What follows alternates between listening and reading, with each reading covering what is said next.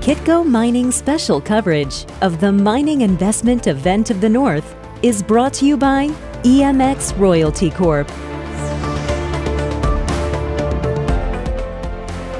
West Red Lake Gold Mines has attracted a team of industry hitters such as Duncan Middlemist and Frank Juster. So what's the attraction?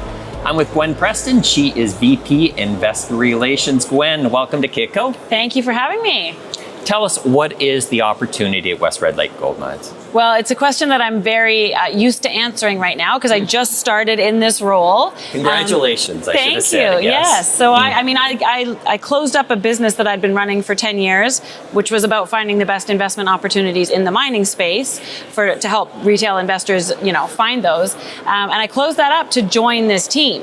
And the reason I did that was I came across the stock when it debuted, really, which was in the middle of last year, when this group of heavy hitters, as you say, seized upon the opportunity to buy the Madsen mine. Madsen mine in Red Lake, Ontario.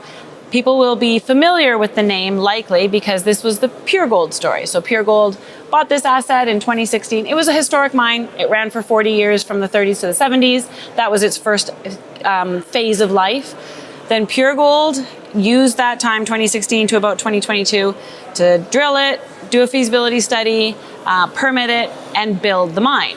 And they ran that mine for about 14 months, but there was a combination of things that meant that the mine failed. So it went into bankruptcy after only 14 months, and then West Red Lake, the group that I'm with, saw that as an opportunity. And the reason that it's an opportunity is because the things that caused the mine to fail are fixable things. And so we can talk about that, but it comes down to that management group they were more of a junior management group. They had some amazing successes selling assets onto acquirers, but those were earlier stage assets. They were resource growth, they were preliminary economic assessment, like early mine planning, that stage of asset. This is building a mine. Building a mine requires deep experience, and they didn't really have that on board at PureGold. They really wanted to sell the asset. And that was a reasonable premise because the Red Lake District was hot with M&A when this was happening. This was Great Bear, up and coming and attracting a lot of attention. Evolution had just bought the Red Lake mine down the road. There were lots of deals, lots of eyes focused on Red Lake, and the Madsen mine was easy to showcase as the next high-grade Canadian gold mine. And lots of companies were interested, and they almost transacted, but it turns out that PureGold did almost too good a job marketing it. The share price got too high, the potential acquirers lost interest, then they had to finish building the mine and run it. But they had built it on too small a budget and without enough experience. And so that meant that things didn't go as well as they could have. They didn't use the right mining method, so they were diluting the ore that they were pulling out of the ground. They started mining in an area where they had only drilled it to sort of 15 to 20 meter spacings. This is Red Lake. The veins are narrow. You need 6 meter spacing if you want to have good control of your ore body. So they didn't have good control of the ore body. They weren't mining it well.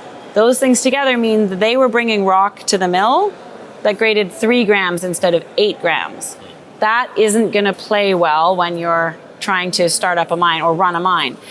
They kicked a lot of costs into operating instead of construction capital. So they leased everything. They leased the primary crusher for the mill. They leased every building on site. Their operating costs, therefore, were way higher. So the grade was low, the operating costs were high. COVID layered on top of it. That did not help them. And at the end of the day, the mine failed. But the things that didn't work in that phase for PureGold, those are fixable things. We're drilling this thing to 6 meter spacing. We have good control of the ore body with a new geologic model. We're starting a test mining program so that we can make sure we do use the right mining method. There's efficiencies that we're introducing into the flow of the underground mine. We're building a camp. We're buying a primary crusher. These are the things that we're doing so that our operating costs are what they should be. The grade coming to the mill should be as planned instead of dramatically diluted. The gold that's there is good gold. And there's lots of opportunity, we think, to find more of it. We just need to get this good opportunity back into production. And we have the team now at West Red Lake to do that. Like you say, heavy hitters on the board, Tony McCooch, Duncan Middlemist, these guys know Red Lake. They have built mines with great success. Frank Justra providing immense capital support, opening doors, attracting a lot of attention to the story. And then a management team led by Shane Williams, who have built lots of mines with great success. Shane Williams on his own is I'm really proud to be working with him because he has had such a demonstrated track record of success building mines. So they're the team to fix what went wrong, and we're in the process of doing that. I want to talk about the steps that you're going to be taking at West Red Lake, but let's frame a little bit more about where you're situated and why it is a storied region right now. So what is Red Lake? Why is it important? And I believe that you have some major operations that surround the operation. Absolutely. So Red Lake is one of the famous high-grade gold districts in Canada. It's on the western side of Ontario, which is, of course, a really wide province. So it's really closer to Winnipeg than Toronto for anybody who's thinking of a map of Canada. And Red Lake is, the Red Lake mine, that's what we think of it now. There's a few mines that sort of make up that complex. The Red Lake mine is the mine that made Goldcorp into the company that it is. So this was a mine that started, and it was, a reasonable... Goldcorp that eventually became Newmont. So. Exactly, that is now Newmont. Yeah. But, this is a mine that was underground, mining 50,000 ounces a year, doing a good job, high-grade, small underground operation. Then they found what they call the high-grade zone, which was deeper, and it was in a slightly different rock package where the fluids had come up and sort of pooled in softer rocks because it wasn't able to break through into the more brittle rocks above, the harder rocks above. That high-grade zone, once they got in there and started mining that thing, the ounce count out of the mine annually went up tenfold, from 50 to 500,000 ounces for a period. That created Goldcorp as the major mining company that it was in Canada. That's the kind of storied history that Red Lake has. There's been, I can't remember, 200 million ounces of gold pulled out of the ground in Red Lake. It's a really prolific district with very high-grade gold. And it's really exciting to be working there because that Red Lake mine, they're mining down to 3,000 meters. Our mine goes down to 1,200 meters, and we have hits down lower that suggest very good potential for, like at the Red Lake mine, for the Madsen mine mineralization to continue down, to perhaps get richer at depth, and for this mine to have a long life ahead of it of good scale. But you got to get down there and be operating down there before you really have a good chance to look around. And so that we're excited to do that on an exploration front. Now, I think in this business, it's the person that has a second hit at it is actually going to have the success. Maybe talk a bit about the team that's there, the Duncan Middlemist, talk about Shane. Who are these people, and what's your track record for doing this type of thing? Absolutely. So Shane is a really important starting point of Shane, this. Of course, is the CEO. Shane is the president and CEO. Yeah. He has a long history. He started with the Lundin Group of companies, building mines around the world. Then he spent a big chunk of time with Eldorado. He built mines in Greece. He built mines in Turkey. Then Eldorado needed to pivot, so they bought the Lamaque asset in Quebec. And that was kind of similar to Madsen. It was, Integra had done a lot of work to turn an old asset around. And then Eldorado bought out Integra. And over an 18-month period, Shane led the charge to put that mine into production. So similar, let's figure out what is good, what is bad, what needs to be changed in this plan, and let's put this thing into production, making sure we have good control of the underground, of the ore body here. Let's make sure we know it. Let's make sure we're mining it appropriately. And now, in that mine, that Lamaque mine has provided positive surprise as an asset for Eldorado for quarter over quarter. Like, it's a really well operating mine. So Shane has a very impressive track record of success, building mines, starting as a GM for underground operations and working his way up through to building mines.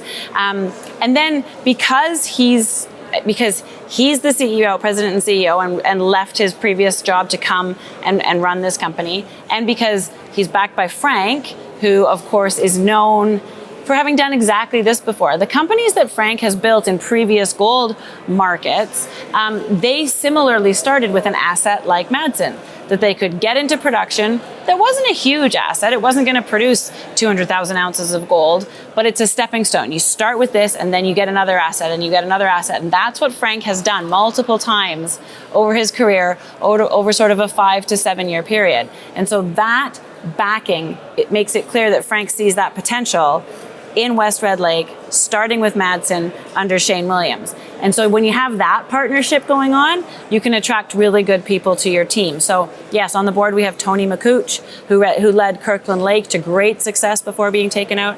We have Duncan Middlemiss, West Dome fame, lots of other successes to his name. They know Red Lake Gold. They know how to build and operate mines. So a huge depth of operating experience there. And then the team that Shane has built, he has specifically found people right in the middle of their career. So lots of experience, like, you know, the 15 to 25 maybe years of experience getting up through the ranks. Think of Will Robinson, you think of Maurice Mostart, that's our VP of Exploration and VP of Technical Services. They both have lots of experience, but they also have lots of years left ahead in their career. And Shane's building that team specifically because he and Frank, the vision here is to build a new Canadian gold mining company. So you got to have runway in your team. You can't be at the end of your career if you have a 7 to 10 year plan to build a major gold mining company. So a middle career team with lots of experience and a huge amount of guidance from the board that's very experienced, lots of energy, lots of determination to make this thing happen. And yeah, it's a really exciting group to be part of. And it's part of the Fiore group as a whole, where there's a bunch of other companies and really creative minds, good capital markets ideas coming around. So yeah, it's a really dynamic, informed group. Lastly, Gwen, milestones over the next 12 months. I believe that, and also I think later in this decade, is that I don't think production is that far off. No, production. So our goal is to have this mine turned on in the second half of next year. And to get there, you know, there's the usual path to turning a mine on, which is, you know, resource studies, permitting, feasibility study, engineering, or feasibility study, finance, start construction, then turn it on. We're doing things all in parallel instead of sequentially. And that's because a huge amount of this mine is already built. We have an 800 ton per day mill that is really a great facility. Few little tweaks needed, but mostly an ideal facility. We don't need to build that. The underground mine, largely built. There's a shaft, there's 2 declines. We need to do a connection drift to connect the 2 sides of the mine. And we have 100 people on site right now because we're doing ongoing development to make new drill stations, to slash out some areas so they're wider. But a huge amount of the capital that needs to go into building a mine and the time it's already been done. It's already been spent. Tailings facility is already there. The permits are already there. So over the next year, we are going to do the critical path items that are needed so that we can turn this mine back on. About halfway through that year, so at the beginning of 2025, 6 months from now, we'll issue a pre-feasibility study that puts in that technical document the exact numbers, the plan. Then we can talk about, you know, what the ounces we're going to produce each year and what the costs are. But we won't start the work after that document. The work will be happening as we prepare that document. So by the time it comes out, most of the work will be done and the restart decision will be pretty close. Gwen, thanks for speaking with Kitco. Thank you so much for having me. My name is Michael McRae here at the Mining Investment Event of the North on behalf of Kitco Mining. Kitco Mining special coverage of the Mining Investment Event of the North is brought to you by EMX Royalty Corp.